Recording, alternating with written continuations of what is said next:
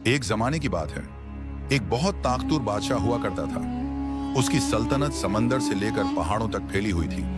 महल में सोना चांदी, जवाहरात, कीमती कपड़े, सब कुछ मौजूद था। मगर फिर भी बादशाह के चेहरे पर हमेशा उदासी रहती थी।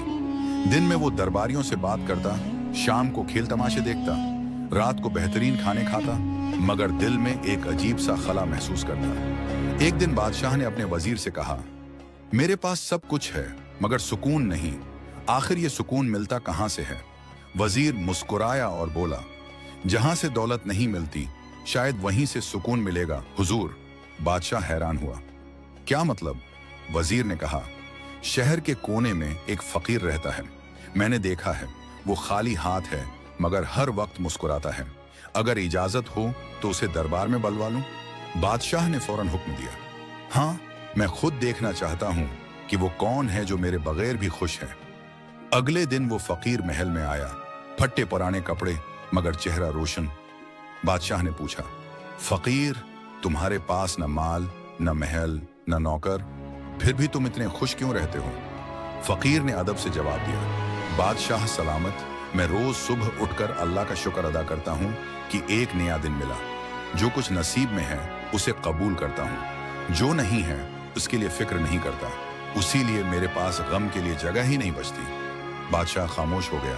रात को वो बस्तर पर लेटा मगर नींद नहीं आई। फकीर की बातें दिमाग में गूंजती रहीं।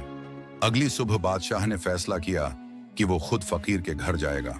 जब वो आम लिबास में फकीर की झोंपड़ी पहुंचा तो देखा कि फकीर दरख्त के नीचे बैठा हुआ रोटी के टुकड़े खा रहा है और गुजरने वाले को भी आवाज देकर कह रहा है, आओ भाई, मेरे साथ खा लो, बरकत बढ़ जाएगी। बादशाह ने पूछा, तू रोज इतना बांटता है, तुझे डर नहीं लगता कि कल क्या खाएगा? फकीर मुस्कुराया, बादशाह सलामत, अगर मैं अल्लाह पर यकीन रखूं और फिर भी डर जाऊं तो मेरा यकीन कहां गया? मैं बांटता हूं क्योंकि देने वाला वो है, ना कि ये रोटी। बादशाह के दिल पर चोट लगी। उसने सोचा, मेरे पास खजाने हैं मगर दिल खाली है, और उस फकीर के पास कुछ नहीं मगर दिल भरा हुआ है। चंद दिन बाद बादशाह ने ऐलान किया कि आज वो खुद अवाम के बीच बैठेगा। उसने महल के दरवाजे खोल दिए, लोगों में जाकर खाना तकसीम किया, यतीमों के साथ बैठा, किसी बूढ़े की बात सुनी, किसी गरीब के आंसू पूछे। उस दिन पहली बार बादशाह ने महसूस किया कि दिल में हल्की सी रोशनी जाग उठी है। जब रात को महल वापिस आया तो कई दिनों बाद पहली बार नींद आई। वो भी ऐसी सुकून भरी कि सुबह सूरज निकल गया मगर वो जागा नहीं। अगले दिन बादशाह ने वजीर को बुलाया और कहा, अब मैं समझ गया हूं कि सुकून तख्त पर नहीं, खिदमत में है। महल के दरवाजे बंद करने से बादशाही महफूज रहती है मगर दिल के दरवाजे खोलने से इंसान मुकम्मल हो जाता है। वजीर मुस्कुराया और बोला, हुजूर, आपने सीख लिया जो बहुत से लोग सारी जिंदगी में नहीं सीख पाते।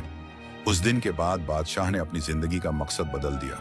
वो हर जगह अवाम में जाता, लोगों की बात सुनता, मदद करता और कहता, मैं अब बादशाह नहीं, अल्लाह का बंदा हूं। इसके बाद बादशाह ने फकीर से कहा, आए दरवेश, तूने मुझे असल बादशाही का मतलब समझा दिया। फकीर मुस्कुराया और बोला, हुजूर, ये तो वही तालीम है जो नबी करीम ने दी। आप खुद दुनिया के सबसे बड़े बादशाह हो सकते थे मगर आपने हमेशा सादा जिंदगी गुजारी। कभी चमकते बर्तनों में खाना नहीं खाया बल्कि कभी खजूर, कभी जौ की रोटी पर शुक्र अदा किया, क्योंकि आप फरमाते थे, असल दौलत दिल का गुनाह है, माल का नहीं।